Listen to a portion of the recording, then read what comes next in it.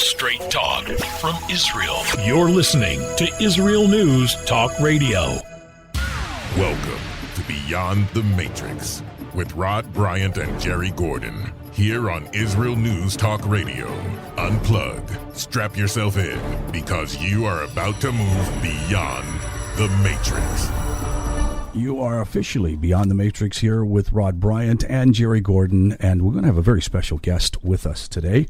We also have a very special announcement that we're going to make at the end of the show based on some information that I think that would be really important for you to hear. And Jerry, why don't you take a moment to introduce our guest? Our guest is an Austrian citizen who's well acquainted with both the United States and Israel and how free both countries are as paragons of speaking the truth. Her name is Elizabeth Sabatich-Wolf. She's the author of a book called Truth is Not a Defense, which chronicles her experience combating Islamic doctrine in Austria and before the European Court of Human Rights. It's an important work, and it should be read by many of you. But the interview today is about the events that have occurred stunningly in Austria with an Islamist essentially attacking targets at cafes and threatening a nearby synagogue, in Vienna. And Elizabeth goes into some details about that, her family's personal experience, also simultaneously going back into lockdown, which starts tonight in Vienna as a result of the recent surge in COVID-19 in Austria and frankly throughout all of the EU at this point in time. It looks so, like... Rod, yeah, go ahead. What is the special news? Well, the special news is I'm going to have to quit talking for a good time because I've got a growth on my vocal cord, and the physicians are looking at it right now, and I'll be getting some tests over the next few weeks. But this was going to be the last show that I will do until we figure this out.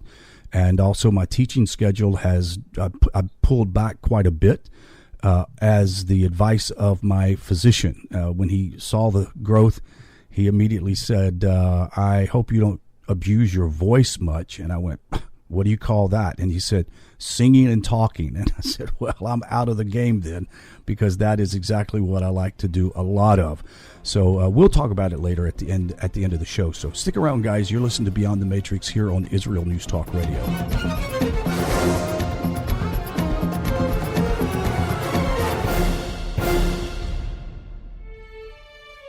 Israel is located in one of the most volatile areas in the world. Israel is an island of stability in a sea of war and unrest. In the midst of this turmoil, Israel stands out as a beacon of order and human progress. Each week we update you on what's happening in this, the Jewish state, a true light unto the nations. This is Jay Shapiro. Join me every Thursday on Israel News Talk Radio. Welcome back to Beyond the Matrix, here on Israel News Talk Radio. Week to make this show very special. Today we have a great guest on with us, and we've introduced her in the first segment, but I'm going to turn this over to Jerry, and we have a special announcement at the last segment. I'm limiting my conversation because I have an issue with my throat, so you guys will understand I'm not trying to stay hidden, but I'm going to let these guys get on with it. Elizabeth, so glad to have you here today, and Jerry, I'm going to hand it over to you. Thank Elizabeth, could you update us on the Islamist attack in central Vienna that occurred on the evening of November the 2nd? Well, first, Jerry, it's wonderful to be with you guys, and thanks for having me on your program. Let me also tell you that this is the first and probably the only interview that I will be doing on this topic because I am basically now in hibernation due to the COVID situation, which we can go into later. You asked me what happened last night, Viennese time, here in Vienna. To set the scene, to set the stage, my daughter who is a junior in high school and very much into opera and theater and stage productions, decided to take the last night in freedom, to take advantage of that night, because we're in lockdown right now as we speak. So we have a curfew that starts in about 3 hours, and all the theaters are already closed. And like thousands of other Viennese people, she took the opportunity to enjoy one last performance at a theater in downtown Vienna.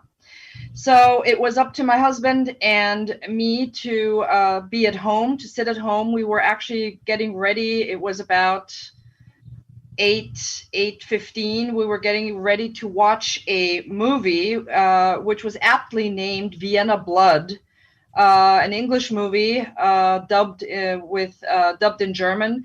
And we were watching that. And all of a sudden, my husband's cell phone right next to me started going crazy. And apparently, I was not really watching him closely, but apparently he received a short video clip, and he played it, and I heard shots in the background. And my husband said, "Uh-oh, that doesn't sound good if it's legit."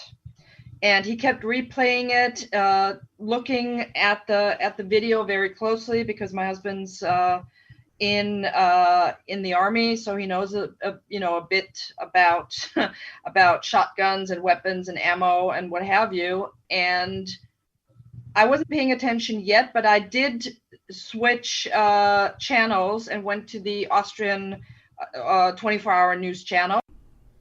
To check up on the latest, assuming that there would be something on this news channel. And lo and behold, there was. And this news channel was replaying all the videos that had come into my husband's cell phone.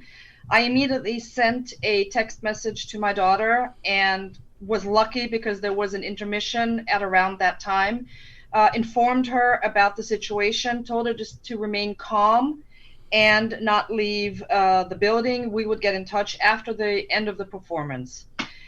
In the meantime, more and more text messages and video messages were coming in. We were starting to get a bit concerned. We knew right away, well, I knew right away when I watched these video clips, one of the perps, and of course we still don't know, was it just one or more, and we can also get into that later. The perp caught on camera was wearing white clothes. And someone like me who knows a bit about Islamic law and the quote-unquote ideology knows that white has a significance in Islam. And I knew right away that this, of course, was not an attack by the peaceful Muslim Buddhist minority here in Vienna, that it was probably something very different. And then, of course, everything, the situation became very serious very quickly. My husband packed himself together, put on his combat boots, and drove the car to the city center, which is about 20 minutes from our place, and basically stood guard outside the theater to be ready to welcome our daughter into his arms. He was actually prepared for a pretty long night. In the meantime, multiple messages reached me from the United States, from very close friends here over in the United States, from England, from other places, from my family. Is she okay? Have you had contact with her? Do we have to worry? So I was basically juggling, watching the news, and keeping everybody informed about the whereabouts of my daughter. What was kind of interesting, the first thought I had was, why is our daughter, actually following in her parents' Forrest Gumpian, forays, what have you? Why does she have to be like her dad and like her mom in places where she probably shouldn't be, but thank God everything turned out okay. She was locked down in the building. The building was locked down with about 600 people inside, and the audience was provided with water. They were even permitted to smoke. Not that my daughter smokes, but people were getting kind of nervous, so they needed a cigarette. And then until the SWAT team came in and permitted the audience to leave in a very concerted manner. It was a concerted effort to lead those 600 people outside the building and into the underground. And there were 2 special underground trains waiting for these people to take them outside the city where they could be picked up. My husband was able to secure my daughter and her friend, drive her friend home, and by about 3 a.m., my daughter was home. She was okay, although I do have to tell you that today is a little different. She does seem to be a little confused, and which is normal. So that's the situation from my part of the family. The situation in Vienna itself is a mixture. I would say it's a mixture of utter shock, even in the government, steadfastness, yes, in the government, but also extreme and utter, I would almost say PTSD among the population, because you have to imagine it was a very warm night for a November 2nd here in Vienna. We had about, I would say, 63, 64 degrees at that time, which is very, very warm. It was a balmy night. So people were outside. It was right smack in the center of Vienna, which is why there was talk about an attack against the synagogue, because this is the area. I'm not sure it was an attack against the synagogue itself. It was just very convenient that, the Jewish quarter was around that area. It's just a party area where young people congregate and have a drink or two before the lockdown. You have lots of theaters located in that area. So the big Vienna State Opera was sold out, like many others. That's also smack in the center of Vienna. So police were pretty busy securing the area, but from what I could see on television, they did a fantastic job. We heard that the first call for help was sent out at 8 p.m. and apparently the perp was neutralized at 8:09. So the police were at hand immediately. The SWAT teams were at hand immediately. The special forces from the military special forces were on guard, put on alert. The military also helped secure the embassy buildings in Vienna, so the police officers could help out with securing the perimeters in the city and guiding the people back home and what have you. Definitely, you could say it was not as chaotic as one would imagine. Big kudos to Austrian police force, and they did a marvelous job. One police officer was shot and wounded. He was in surgery. He's apparently now doing well. He's still in critical condition, but he's doing well. We have about, I think, 22 injured, and that's in addition to 4 people who died of gunshot wounds until this morning. So I have not heard of any additional gunshot wounds or additional dead. So we have 22 injured and 4 dead, excluding the perp. We're going to have to go to a break. Really, our hearts go out to the citizenry and also to the people that that are going to suffer the most, and that's going to be the family members of the dead and the injured. And our prayers obviously go out to them. We're going to go to a break. When we come back from the break, we'll pick this back up and continue where we are. You're listening to Beyond the Matrix here on Israel News Talk Radio.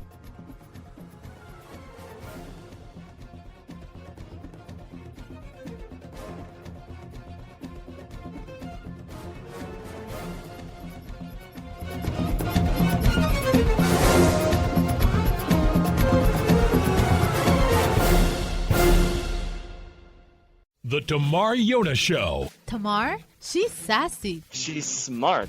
She's funny. But she's also a real Jewish mother. Hi, everybody. I'm Tamar Yona. And yes, I can be all of those things. But at Israel News Talk Radio, I'm here to bring you the news stories and guests that you may not hear anywhere else. Join me live on air Sundays, Mondays, and Tuesdays for the most unique and bold talk radio in Israel. The Tamar Yona Show. Psalm 23, the Lord is my shepherd, I shall not want. Did you know this psalm and many others were composed by a Jewish shepherd and musician who later became a king? Would you like to know some of the inner meanings of psalms to help you connect with God and strengthen your soul? An exciting and easy-to-read book is now available which will help you do just that. Software for the Soul, Psalms for Everyone, available on Kindle, Audible, and Amazon.com. Software for the Soul. Welcome back to Beyond the Matrix, here on Israel News Talk Radio. And we're back from the break. You are listening to Beyond the Matrix here on Israel News Talk Radio. I'm Rod Bryant, along with Jerry Gordon and Elizabeth Wolf. And we have great information about the attack that took place just yesterday in Vienna. Jerry, go ahead. It's yours. Elizabeth, let's pick up where we ended during the first segment. And what is the characterization of the perpetrator that's interesting in this attack? From what we know right now, and this is information I got a few minutes ago before we came on the show, it's the perpetrator was a 20-year-old Macedonian Austrian citizen with family roots in Albania. So, of course, he was Muslim. And he was in jail until quite recently. He was caught wanting to go to Syria to fight jihad and was sent back, I think, from Turkey back to Austria. He stood trial here in Vienna for being a part of a terrorist activity. And he, again, like I said, he was found guilty, but was tried under juvenile law. So his sentence was quite light. So he was in jail, I think, for only a few months. And in jail, apparently, he was de-radicalized, whatever that means. We all know that it's a totally useless term. But his attorney said he was de-radicalized, and because he was such a good person, he was actually let go. He was freed from jail. He was put on a conditional discharge, whatever you call it. I'm not a lawyer, and his lawyer is extremely shocked. He never thought that this would ever happen. This was a young man, and his family is a very good family, and nobody understands why this man did what he did. I would say, if I can allow me to make a personal observation here, I don't think the de-radicalization worked all that well. Maybe we have to rethink the de-radicalization programs. Maybe they're not really up to what they're supposed to do. But that's just a side information from me. Another question that arises, in my point of view, is we are told that there are 6 places in Vienna that were attacked. 6. Now, in the last segment, I said the first emergency call came in, or the first 911 call came in at 8 p.m. and the perp was neutralized at 8:09.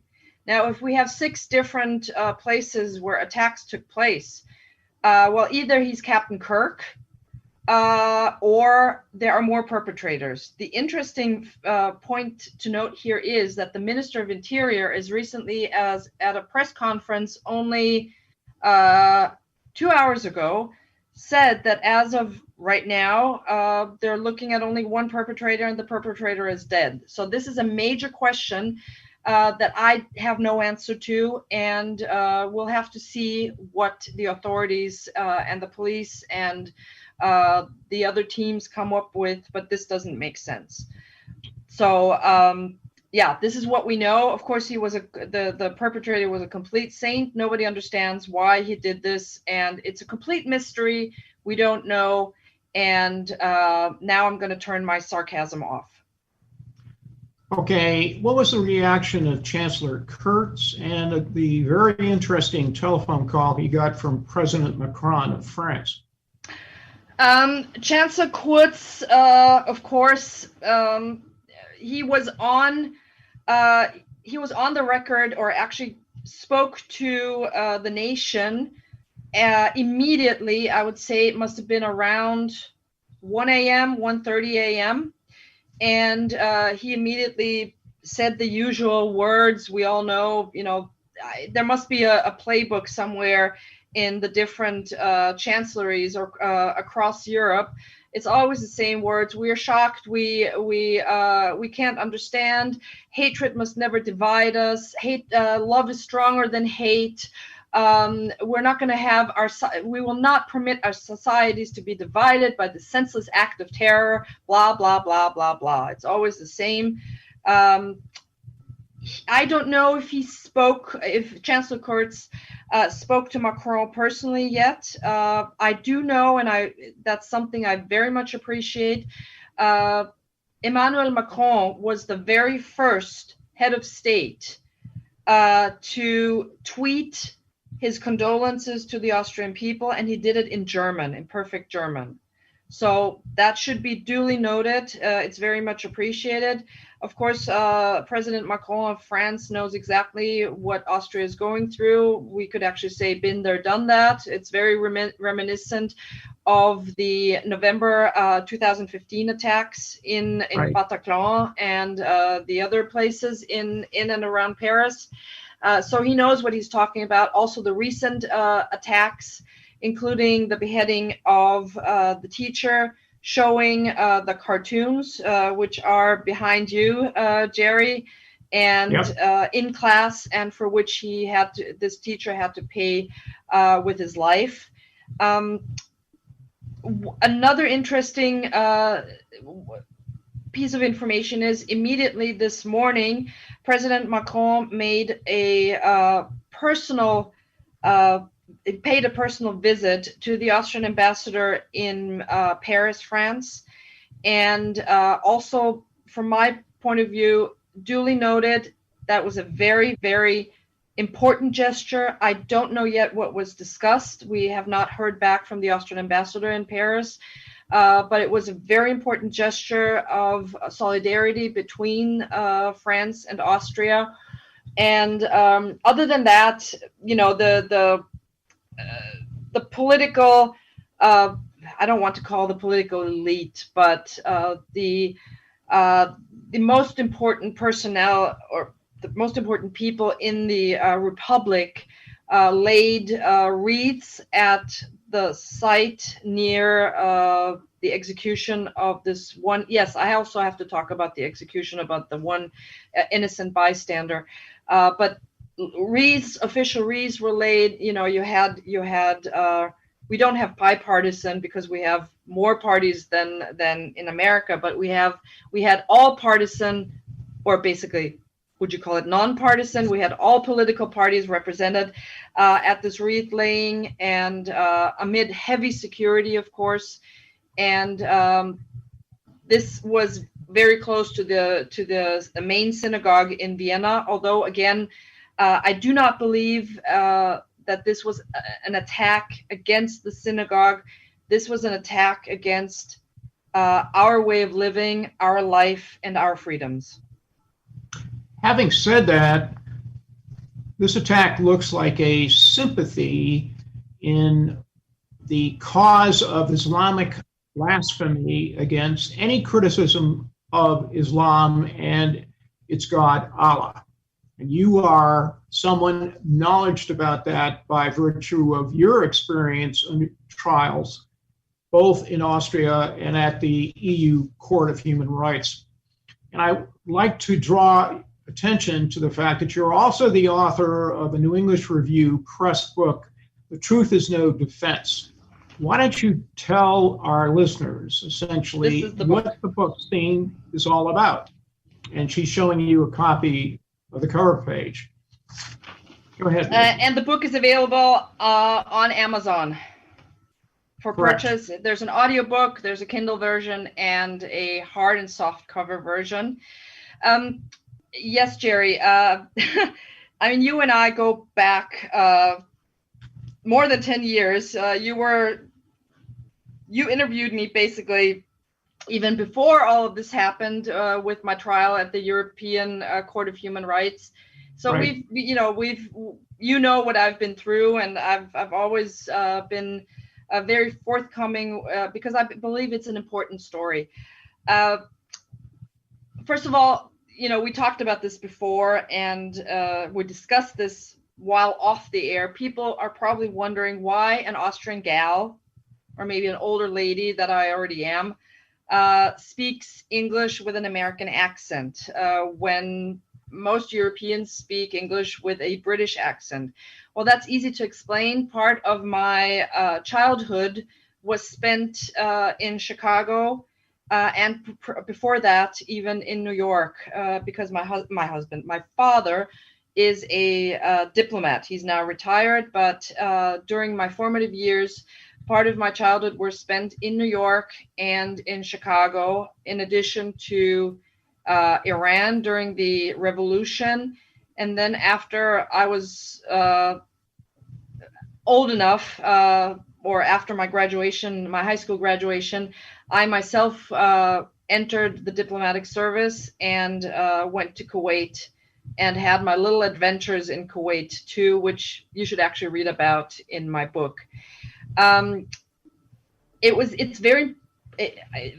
crucial years of my having grown up in the States formed my belief that freedom of speech, or any kind of freedom, is granted by our Creator.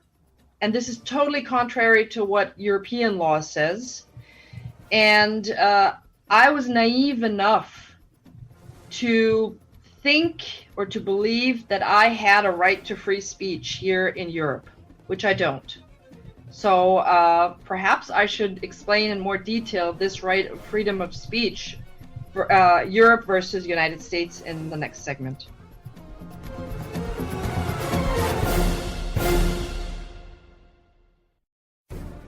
In a time where feelings have become fact, where rational thought and common sense has disappeared, one man stands above it all.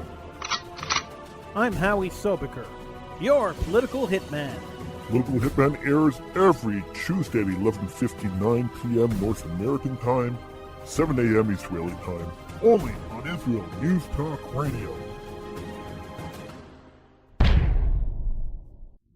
Are you interested in transforming your life, drawing closer to the Creator, and uncovering the deeper meanings and hidden treasures in the Hebrew Bible? Then join me, Rav Yitzhak Michelson, and me, William Hall, on the Science of Kabbalah, where we are seeking to narrow the gap between what we understand of our physical and spiritual worlds. So make sure to tune in every Tuesday at 5 p.m. Israel time, 10 a.m. Eastern Standard Time, here on Israel News Talk Radio. Welcome back to Beyond the Matrix, here on Israel News Talk Radio. We're back from the break. Thank you for sticking around. I'm Rod Bryant, and actually, we're going to ask Elizabeth one final question. I wish we had 2 hours to do this show with you. You're a delight to talk to, easy conversationalist, and one day, hopefully, Jerry will be able to do a couple of more interviews with you that we can put on video. Jerry, go ahead. Okay, Elizabeth, why don't you give us in capsule form the key points in your book regarding the events that you went through both in Austria and before the UN, the EU Court of Human Rights? Like I said before, Rod and Jerry, we need about 2 or 3 hours to go through the fine points. But I would say the main point of my book is, like the title says, the truth is no defense. What I did is I spoke the truth about Islamic doctrine in a setting of seminars that I gave back in 2008 and 2009 here in Vienna. And I said a lot of things. I educated people about Islam in fully sourced presentations.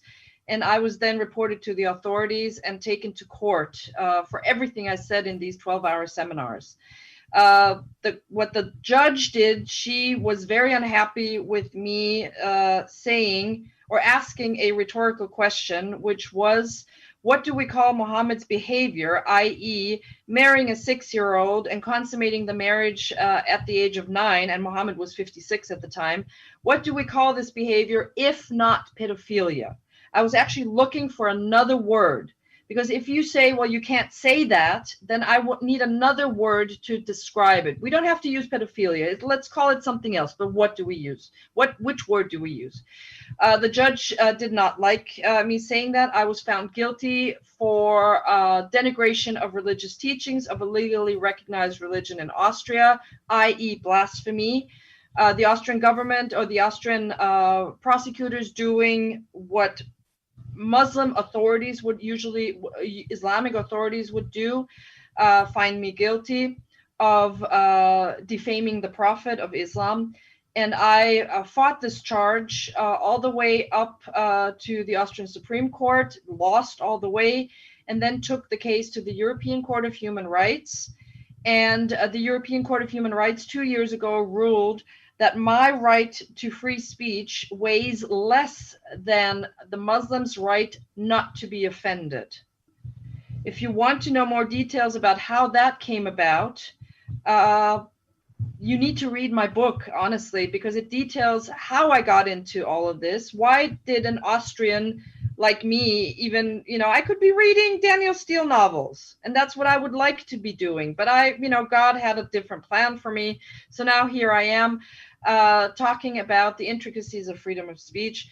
Please, if you want to know more about it, read my book, and Jerry will give you all the information about where to purchase it. But the truth is no defense. I spoke nothing but the truth in court. So help me God, I did that. And the truth is absolutely no defense, because we could have had Aisha and Mohammed as witnesses, and it would not have made any difference at all. Elizabeth, thank you for this rather stunning interview. And again, folks, you can purchase the book, The Truth is No Defense, on Amazon, and it comes in soft pack, hardback, and also in an audio version on Kindle. So, Elizabeth, thank you. We hope your husband, and your daughter are safe under these circumstances, and we understand the strictures of the curfew you're about to enter. We will talk later. Thank you. Thank you very much, gentlemen. Shalom.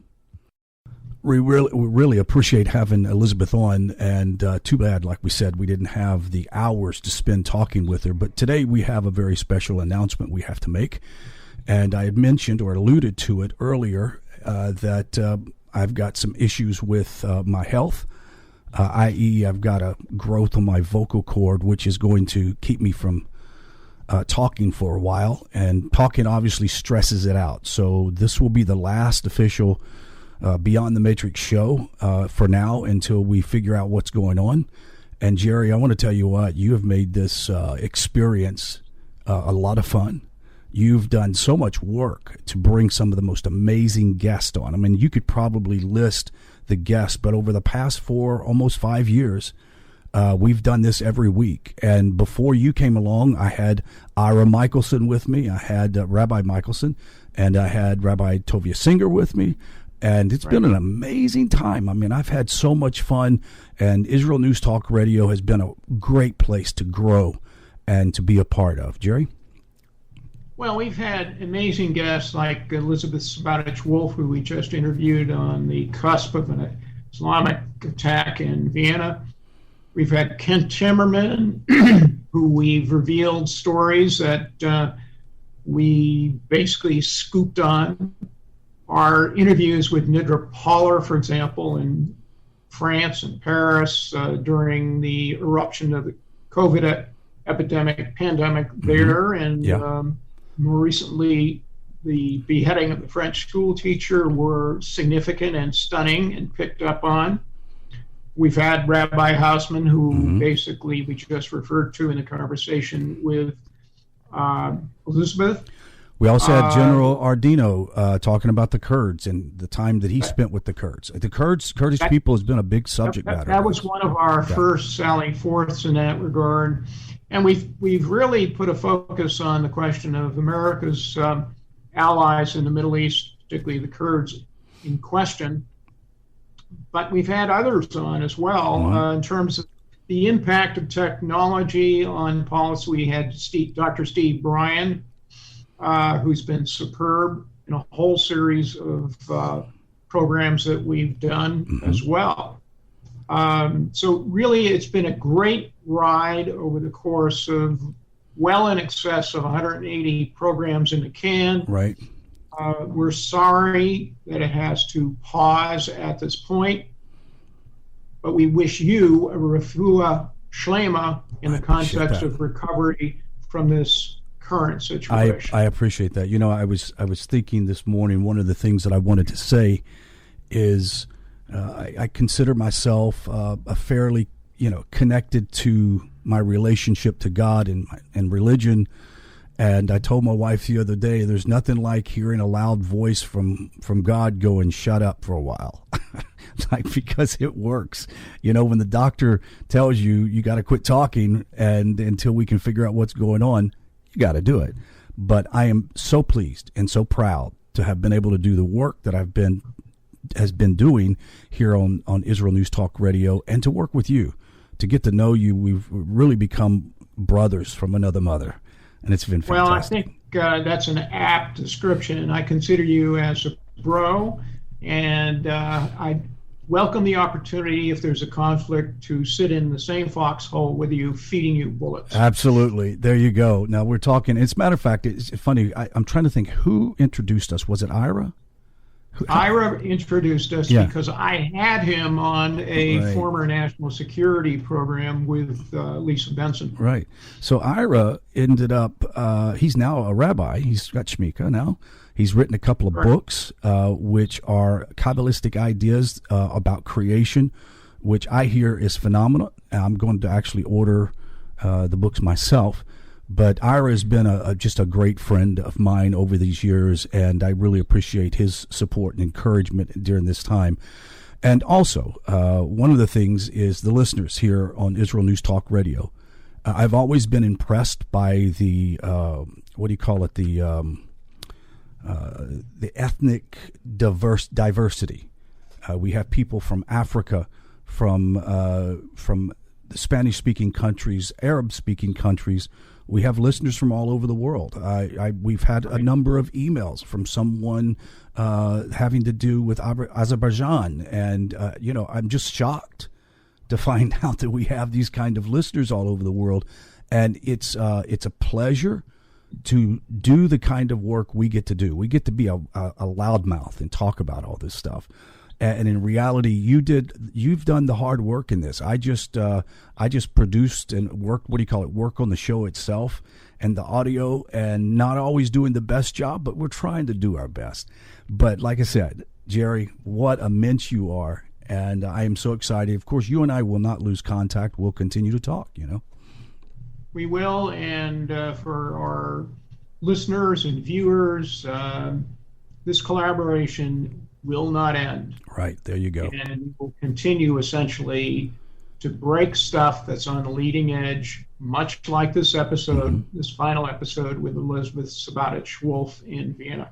Also, Jerry is going to continue doing the video portion interviews with guests over the weeks to come. So continue to look for it on on Netiv, Netiv online, one word, Netiv online.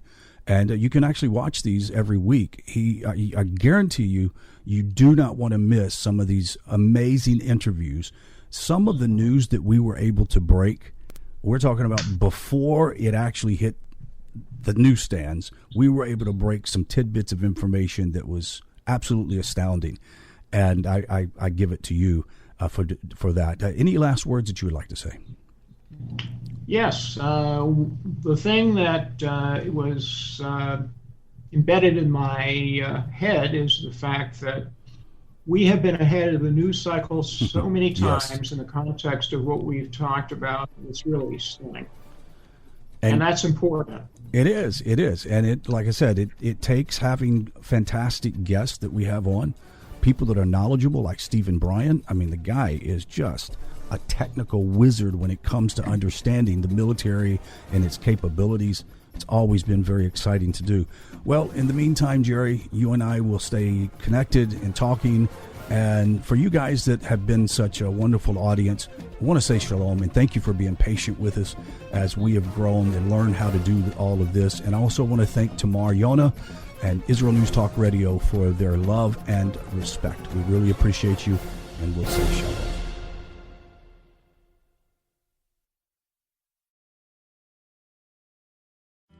Where can you get the inside news on Israel? At Israel News Talk Radio, we're dedicated to sharing Israel's inside story with the world by providing our listeners with news on Israeli politics, current affairs, and Israeli Jewish culture. The Israel News Talk Radio homepage also provides you, the listener, with useful information at your fingertips, with scrolling news headlines, weather, currency exchange, Shabbat candlelighting times, and so much more. Our radio programming is always accessible and on demand. We operate absolutely free of charge for everyone, everywhere. If you love what we do, partner with us now by becoming an Israel News Talk Radio supporter. With your support, you'll be inscribed on our Israel News Talk Radio Wall of Fame. There's nothing like us in the world. Be part of something great. Israel News Talk Radio. Straight talk from Israel. Howdy, this is Rita from League City, Texas, now living in Israel. And though my heart may have belonged to Texas, it now belongs to Israel and all the fantastic show hosts at Israel News Talk Radio. Hi, this is Michael Solomon from Kiryat Arba, Israel. And why do I love listening to Israel News Talk Radio? Because I love listening to the interesting interviews they do and their news reporting that most other media sources don't cover. Hey, this is Nicoleko from Malmö, Sweden. It gets pretty cold here in Sweden, so I love cuddling up with a warm cup of tea while I listen to Israel News Talk Radio. Hey everybody, this is Frank Morris from Tennessee. Me and my dog Buster really love listening to Israel News Talk Radio. You're listening to Israel News Talk Radio.